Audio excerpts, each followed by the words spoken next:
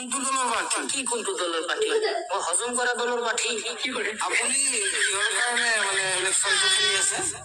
কিহৰ কাৰণে? মই নিজৰ কাৰণে। হয় নেকি?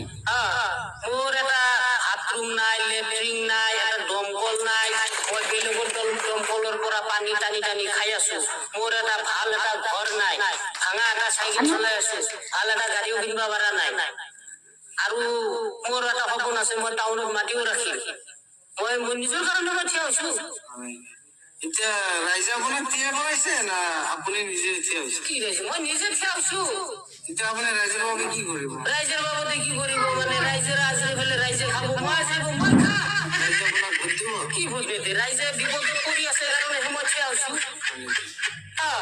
এতিয়া আপোনাৰ যোনটো সমষ্টি আছে সেই সমষ্টিৰ বিধায়কজনৰ নাম কি? সমষ্টিৰ বিধায়কৰ নাম মানে আমি যে চাৰ্টিফিকেট আনো গাঁওবুঢ়া।